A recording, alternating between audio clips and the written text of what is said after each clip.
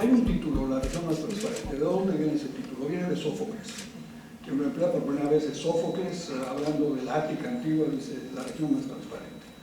El barón von Humboldt visita México a principios del siglo XIX, fines del XVIII, y dice: México, el Valle de México es la región más transparente del aire. Ese título lo toma Alfonso Reyes para un bellísimo libro que se llama Visión de Anáhuac, que es su recreación de la ciudad azteca, y que empieza con el epígrafe: viajero, has llegado a la región más transparente del aire. Yo tomé el título, Reyes se enojó conmigo, y le hice una burla a su seriedad helénica. No, dijo don Alfonso, aquí es entre cuates, ¿qué le pasa? Todos somos amigos. El hecho es que es un título que tiene una historia, es lo que te quiero decir. Tiene una historia vieja y una historia irónica, porque Reyes habla de la región más transparente en 1920 y tantos. Luego, en 1941, escribe La Palinodia del polvo. Y su primera palabra es: ¿qué habéis hecho de mi región más transparente? Hundir en el smog, en los vapores industriales, en el exhausto de los automóviles. ¿Dónde se fue la región más transparente? Entonces, ya cuando yo llegué al título, era un título bastante irónico respecto a una región que se volvía más y más turbia cada día, más y más opaca, y en consecuencia más y más desafiante para el escritor y más apetecible para entrar a los conflictos y a las contradicciones de esa gran mundo. Claro, ¿qué estaba yo escribiendo en la región más transparente? La post-épica, porque ya no era épica, de una sociedad revolucionaria que se estaba haciendo. México se rehizo con la revolución. México es un país muy aislado, Silvia, muy difícil de penetrar, es un país montañoso, de desiertos, y con la revolución, esas grandes cabalgatas de Pancho Villa desde el norte, de Zapata desde el sur, significan un conocimiento de México por los mexicanos. Conocemos rostros, canciones, voces, realidades que antes estaban un poco ocultas detrás de los parapetos, detrás de las apariencias. Entonces, esto dio origen pues, a una conmoción social, al surgimiento de una gran burguesía moderna que no existía antes en México, el nacimiento de una clase media, un proletariado urbano, todo resultado de la revolución, de los actos de la revolución, la reforma agraria, la nacionalización del petróleo, la industrialización del país. Yo agarro a México en ese momento de la presidencia de Miguel Alemán, más o menos, en que el país ya tiene estos recursos económicos, sociales, políticos, para industrializarse y dar un salto hacia la modernidad. Y es la pregunta que cuelga sobre la novela: ¿qué modernidad? ¿Para qué la modernidad? ¿De qué estamos hablando cuando hablamos de modernidad? Lo digo en un momento, Silvia, que para mí es muy interesante, porque siento que estamos dejando atrás, en cierto modo, una edad media, entrando un renacimiento, y cuando me piden en qué estamos, digo, no sé. Y es muy interesante cómo esa obra de vanguardia hoy ya es leída como un clásico. ¿Qué se siente en esta especie de vanguardia inicial y luego ocupar un espacio más de canónico? Se siente triste. Se siente muy triste. Dice, ¿cómo si yo tiene una obra muy rebelde? ¿Ya me la domesticaron? ¿El tigre se convirtió en gatito? ¿Qué pasó? No, cuando la obra apareció fue muy rechazada. No por el lector, porque la obra se leyó mucho, sino por la crítica en general y por la gente. Un amigo de mi padre le dijo a mi papá: he leído el libro de tu hijo, leí las 3 primeras páginas y lo tiré a la basura. No se entiende nada. Hoy lo entiende todo el mundo. Pero es lo que pasa con las obras de vanguardia. Tú ves una película como La Edad de Oro de Buñuel, pongamos por ejemplo, una película surrealista, toda la novedad que aportó esa película está hoy incorporado a los anuncios de moda. Hoy los anuncios de moda serían obras de vanguardia en 1928. Cambio de trajes, colores, superposición de tiempos, de espacios. Ha habido una asimilación de todo lo que fue la gran revolución vanguardista del siglo XX, está hoy adaptada y adoptada a la moda, al consumo, y le presenta un gran desafío al artista. Ahora, ¿qué hacemos, no? Bueno, yo creo que no hay creación sin tradición que la sostenga, de la misma manera que no hay tradición sin una creación nueva que le dé validez. ¿Verdad que tenemos siempre por fortuna la tradición y la posibilidad de renovar la tradición es infinita? Te puedes ir hasta donde quieras y tener una concepción contemporánea, nueva, de las obras más viejas, que no son viejas, son actuales en la medida en que las actualizas. De manera que yo creo que eso asegura la potencia del arte, de la literatura para el porvenir. No se agota porque algo que se inventó en 1930 ya se incorporó al mundo mercantil. Qué bueno que se incorporó, se le quitaron las garras, se le quitó el veneno, pero entonces esto representa un desafío para el creador, decir, ¿y ahora a dónde voy? ¿Por dónde voy? A veces se agota la gente. También no, a veces es ¿a dónde vuelvo? ¿A dónde vuelvo? Yo creo que estamos siempre situados en un dilema al escribir una novela, y es que sobre todo en una novela como La región no es transparente tienes por un lado la colectividad, en este caso una ciudad como México, y por el otro lado la individualidad. Y lo interesante para mí, y eso va más allá del tema mexicano porque se convierte en un tema que reclama la atención de todo escritor, es el punto donde coinciden lo colectivo y lo individual, donde se rozan, donde chocan, cómo se funden, cómo le responde el individuo a la colectividad, cómo le responde la colectividad al individuo, cómo se impone el uno al otro, cómo se libera el uno del otro. De manera que yo creo que ese es un aspecto un poco más amplio del tema concreto al que nos estamos refiriendo. Yo escribí esta novela a partir de una energía que se tiene a los 25 años. Voy a contar mi vida. Yo me levantaba a las 6 de la mañana para ir a la Escuela de Derecho de la Universidad de México, a estudiar Derecho Civil, Derecho Administrativo muy puntualmente. Salía a trabajar en la Secretaría de Relaciones a las 11 de la mañana, regresaba a comer a mi casa a las 2:30 de la tarde, escribía La región más transparente de 3 a 7, y luego me iba de parranda. Tenía todavía tiempo para seguirla todos los días, imposible desde luego ahora, pero es resultado de una extraordinaria energía de ese tiempo. Yo vivía mucho en la Ciudad de México de entonces, mi compañero de parranda era otro escritor que se llama Salvador Elizondo, y a él le llamaba mucho la atención que mientras él miraba a las muchachas yo apuntaba en una libretita. Estaba oyendo el lenguaje de la ciudad y dándome cuenta de que ese lenguaje no había sido registrado aún en la novela mexicana. Estamos hablando de la ciudad más vieja, viva, más vieja de las Américas. Una ciudad fundada en 1325. Una cosa que me encanta decirles a los americanos es: nosotros tuvimos edad media, ustedes no. Entonces no pueden entender al mundo tan bien como nosotros.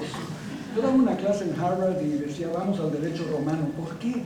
Vamos a estudiar a San Agustín y Santo Tomás. ¿Por qué? Porque inventaron el PRI, nada menos. Ya seguimos, pero hay una antigüedad propia de nuestra cultura que no es una cultura moderna en ese sentido, de actualidad tiene raíces muy profundas. Entonces yo buscaba, indagaba las raíces de una ciudad mítica, muy vieja, y sin embargo poco escrita y poco descrita. Conocí a Reyes a los 2 años de edad y que seguramente aprendí la literatura sentado en las rodillas de Alfonso Reyes. Pero ya más grande, hacia mis 16, 17 años, lo frecuenté mucho en su retiro de Cuernavaca. Él se había ido a vivir a Cuernavaca en un hotel que ha desaparecido, como tantas cosas bellas que han desaparecido en México, el Hotel Maric, el Jardín de Laureles que había, y nos sentábamos muchas horas, le gustaba piropear a las chicas, comíamos y luego me invitaba a ir al cine Ocampo, que está ahí mismo en la plaza. Yo le decía, don Alfonso, son 3 películas de vaqueros americanas, nos vamos a echar eso, muy en la tarde, y él me decía, sí, no te equivoques, me decía, las películas del oeste americano son el equivalente moderno de la Ilíada y la Odisea.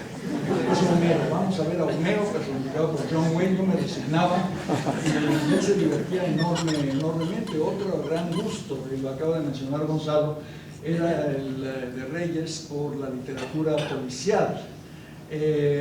Reyes estaba suscrito a un club de nombre equívoco, que era el Club del Crimen, que tenía su sede en Nueva York No era preciso ser criminal para pertenecer a este club, sino interesarse en el crimen, y todos los meses Reyes recibía un cajón extraño en el que venía una sinopsis de un argumento, de un desafío para descubrir al criminal.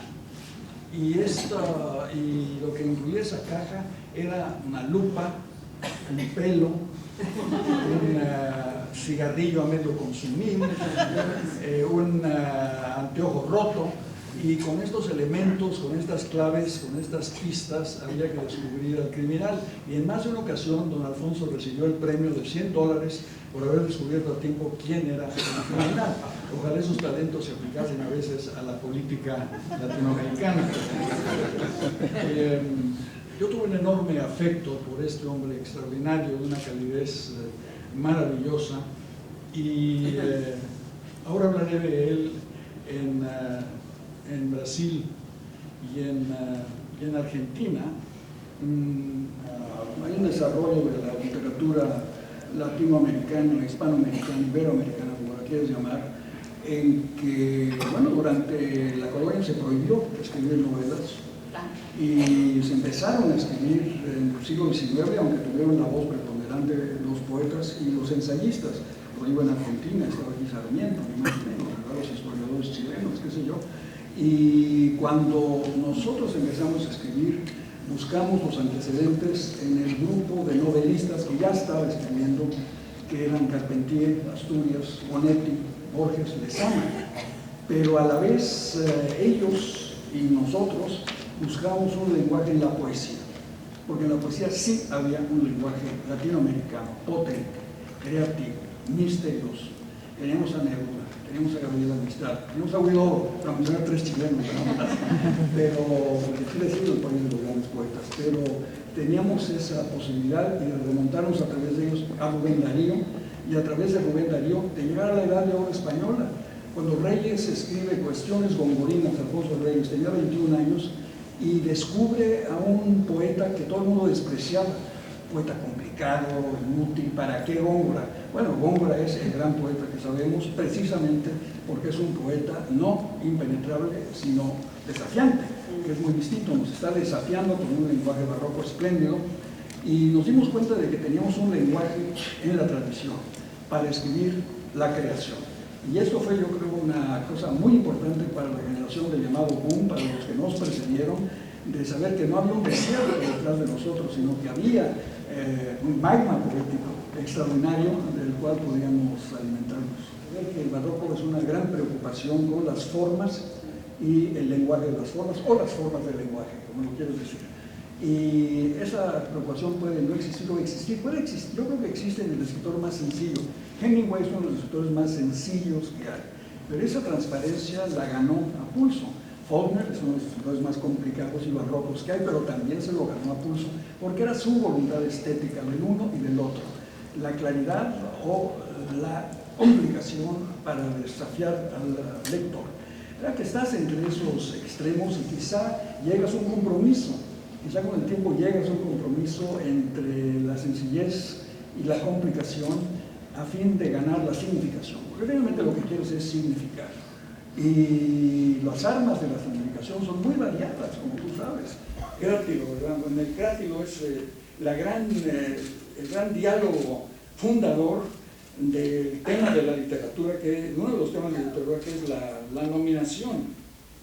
Crátilo dice que los nombres los da la naturaleza, son propios de la naturaleza, están allí, los toman.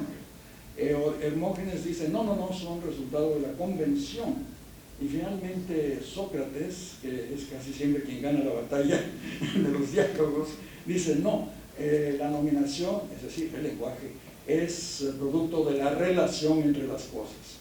Yo creo que esto es muy importante para entender lo que estamos discutiendo, que hay una relación entre las cosas, no un hecho natural ni un hecho convencional, sino una activa relación con el tiempo, con el lenguaje, con los individuos, sin los cuales no se pueden escribir novelas, y sospecho, tampoco se puede escribir historia, ni se puede informar, pero ya los temas de ustedes. Esta gran exigencia nos coloca acaso frente a una serie de certezas. Una de ellas, la acabo de anunciar, es que no hay presente vivo con pasado muerto.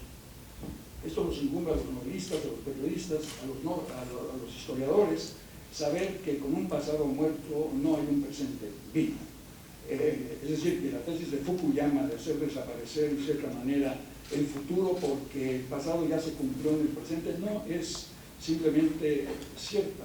Otra idea que creo que salta a la vista es que la historia no es simplemente una acumulación de hechos, sino que es siempre un horizonte de posibilidades. Para eso sirve el pasado, para eso sirve el presente, para eso sirve el futuro, para abrir un horizonte de posibilidades. Es donde se hermanan mucho la historia y la literatura y la novela. Carmen Iglesias, a quien estoy citando porque la leo con mucho interés, es una persona muy eminente, dice una cosa, que quizá la historia puede ser muy penosa, pero hay mucho más penoso sería no tener historia, vivir sin historia. Mi nombre es Isca Cienfuegos. Nací vivo en México. Esto no es grave. En México no hay tragedia, todo se vuelve afrenta.